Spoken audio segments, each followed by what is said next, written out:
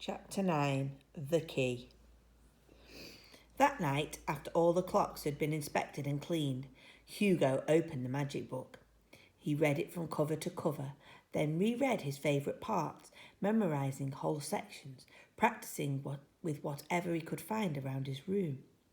But even as he fanned out his cards or rolled a coin across the backs of his fingers, he found himself thinking about Isabel. Hugo finally put the book down.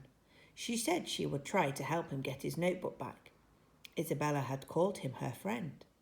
But how could he be her friend when he had so many secrets? He didn't have any secrets to keep when he was friends with Antoine and Louis. He wished that Isabel would just go away. Before he got ready for bed, Hugo took out the mechanical man and looked through all the little parts he'd stolen since he started working at the toy booth. Suddenly, it was as if a light went on in his head. Hugo saw how, with just a little work, one of the pieces would fit into the man's arm socket. He pulled out his toolkit and cut and filed the metal, bending it until it finally snapped neatly into place. For the first time, Hugo had fixed something on the mechanical man without guidance from the notebook. His heart beat hard. What if he could fix the mechanical man without using the notebook? After all, who knew how long the old man was going to make him work? And what if the girl was still lying and the notebook really was burned? He wasn't sure if he could do it, but until the notebook was actually in his hands, he would try. The week passed quickly. Hugo was more tired than ever.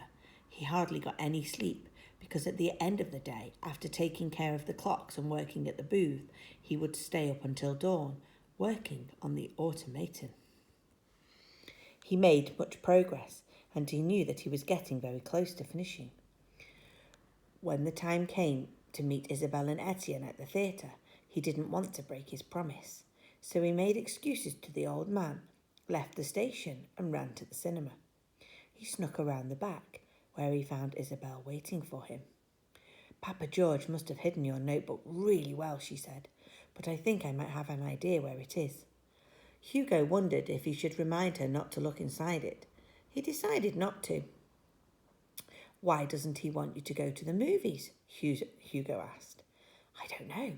Maybe he thinks it's a waste of time. He's never said why. I bet my parents would have let me go to the movies."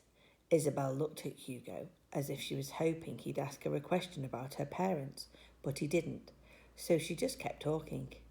"My parents died when I was a baby," said Isabel, "and Papa George and Mama Jean were my godparents, so they took me in and raised me. They were very nice. Except when it comes to the movies." Hugo said nothing in response, so finally Isabel said, "I wonder where Etienne is. He usually opens the door for me by now." Hugo cautiously slipped around to the front of the theatre and looked for Etienne. The manager of the theatre, whose thin black hair was slicked across the top of his head, opened the door and said to Hugo, "What do you want?" The cigarette that dangled from his lips moved up and down as he spoke. I'm looking for Etienne." The man stared at him. "He has an eye patch," said Hugo. "I know who Etienne is," said the man as he smoothed his hair across his head and flicked his ashes towards Hugo. "I just fired him. We discovered that he was sneaking children into the theatre. Isn't that a terrible thing to do?" He glared at Hugo. Hugo backed away from the door, ran behind the theatre and told Isabel what had happened. "What an awful man." "Follow me," Isabel said. She walked to the rear door and took out a bobby pin from her pocket. Hugo watched as she fiddled with the pin inside the lock until it clicked and the door opened. "How did you learn to do that?" asked Hugo. "Books," said Isabel. Isabel poked her head inside to make sure no one was watching, then held the door open for Hugo. They entered the back lobby where photographs from upcoming films were tacked to a display case. Isabel stopped for a moment and looked at one of the pictures. A black and white photograph of an actress with very dark eyes. "Sometimes I think I like these photos as much as I like the movies," she said. "You can make up your own story when you look at a photo." Hugo looked at the picture But then Isabel said, "Quick, the manager is coming." She and Hugo hurried from the lobby into the theatre, sank down into the soft red velvet seats in the back row, and waited for the movie to start.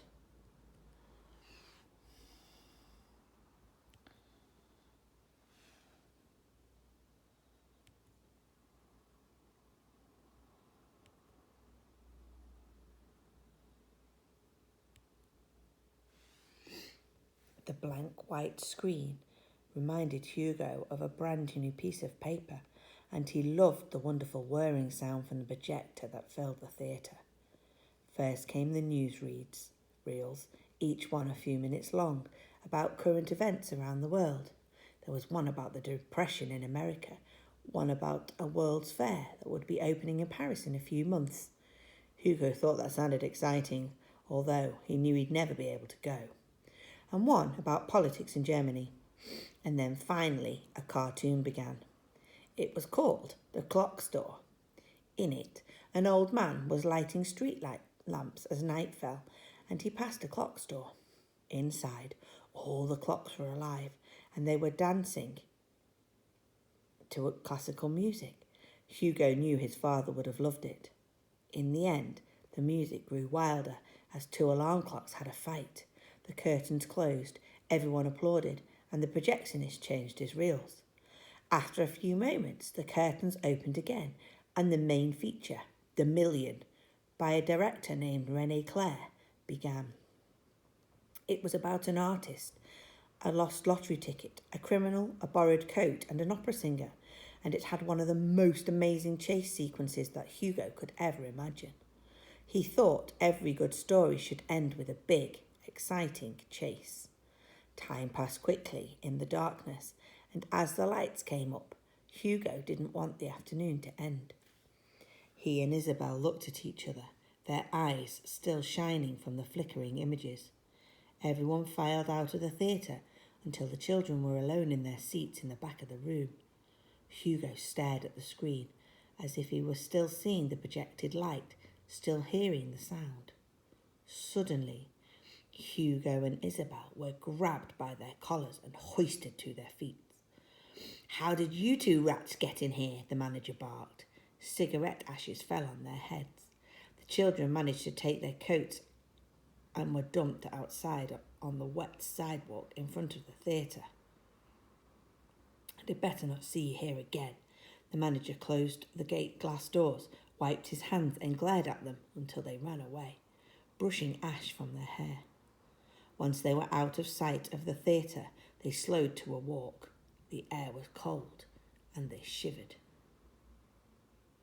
Isabel told Hugo about how other movies she loved, comedies and cartoons and cowboy movies starring someone named Tom Mix. There was an actress she'd seen named Louise Brooks who had a haircut that Isabel had copied. There were adventure stories and mysteries and love stories and fantasies. She said names like Charlie Chaplin, Jean Renoir and Buster Keaton. Hugo had seen a few Buster Keaton movies and 2 Charlie Chaplin movies, but for some reason he didn't share this with Isabel. He just listened. Soon they arrived back at the station. As they entered the waiting room, Hugo noticed someone was standing very still, looking up at the main clock, taking notes on a clipboard. It was the station inspector. Hugo grabbed Isabel and ducked behind a bench nearby. He rubbed the buttons on his coat. "What are you doing?" Isabel said, straightening herself up. But Hugo was lost in thought. Had the station inspector begun investigating and found out that Hugo's uncle was gone? Hugo couldn't be taken away now, not when he was so close to finishing The Mechanical Man. He knew he shouldn't have gone to the movies. He never should have left the station. Hugo's heart raced. He had to get into the walls to check the clocks, but Isabel was still talking. He hadn't heard anything she'd said for the last few minutes. When he thought it was safe, he got up and started walking in the opposite direction from the station inspector. "Answer me, Hugo," she said as she caught onto his arm. "Don't just run away." "I've got to go." "That's what I mean. Go where?" "I was asking where you lived." Hugo stopped short and stared at her. I don't know anything about you, she said. You know where I live. You know about my parents. If we're going to be friends, then I think I should know about you. Why won't you tell me? Suddenly, Hugo started to run. Hugo, she yelled. Stop. Wait for me.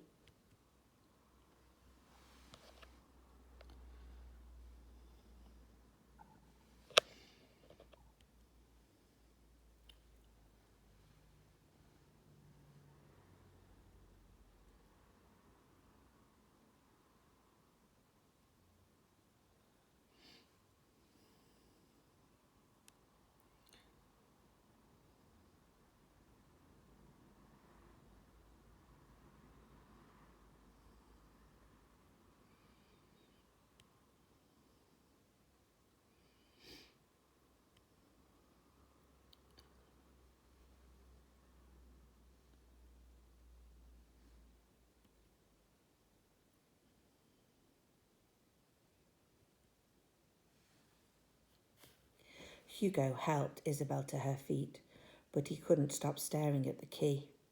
Isabel noticed and tucked it back into her dress. Where did you get that? Hugo whispered. Tell me where you live. Neither of them said a word. Without warning, Isabel started running again, and this time Hugo chased her. Finally, she stopped at a cafe table and sat down, out of breath. Hugo sat down too. One of the train station pigeons walked up to their table and pecked at some crumbs on the floor. Why are you so interested in my key? Isabel demanded. Tell me where you got it. A steam engine whistled its deafening shriek, which completely drowned out all the other sounds of the station for a moment and made Hugo jump, as it always did. Hugo and Isabel stared at each other until the owner of the cafe made them get up and leave. They parted without saying goodbye.